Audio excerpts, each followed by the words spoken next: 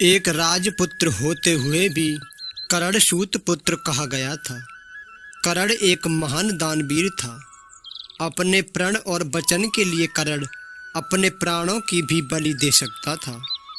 पांडवों की शिक्षा खत्म होने के बाद आयोजित रंगभूमि में आकर करण अर्जुन को ललकारता है कि अगर वह संसार का सबसे तेज धनुर्धर है तो मुकाबला करके सिद्ध करे। करण एक सूत के घर पला बड़ा होता है, इसलिए उसे सूत पुत्र समझकर अर्जुन से मुकाबला नहीं करने दिया जाता है।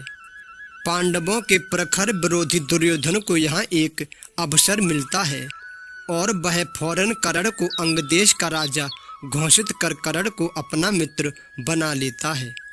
दुर्योधन के इस कृत्य से करण के दुखते घावों पर मरहम सा लग जाता है, लेकिन समय सीमा खत्म होने के कारण रंगभूमि में करण अर्जुन का मुकाबला नहीं हो पाया।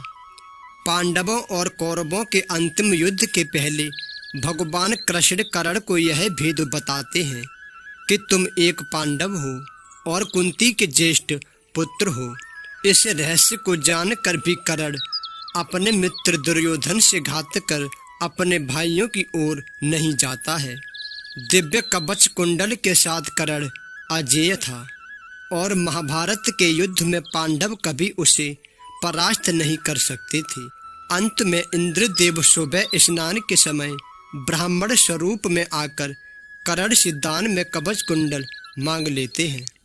पिता सूर्य देव द्वारा दिखाए गए स्वप्न से करण को यह बात पहले ही ज्ञात हो जाती है कि इंद्रदेव करण से रूप बदलकर कवच कुंडल मांगने जरूर आएंगे। फिर भी दानवीर करण ब्राह्मण रूप इंद्रदेव को खाली हाथ नहीं लौटाता और उनकी मांग पूरी करता है।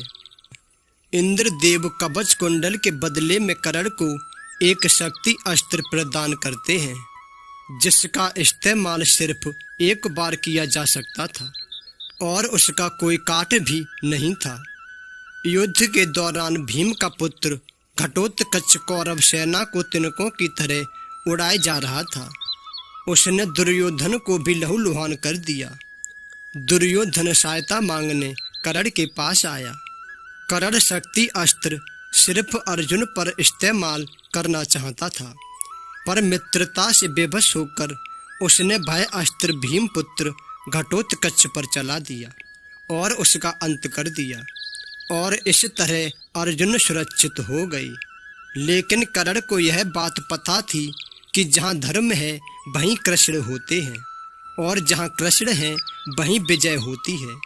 यह सब जानते हुए भी करण ने दुर्योधन को धोखा नहीं दिया और ना ही अपनी दानवीरता से कभी पीछे हटा।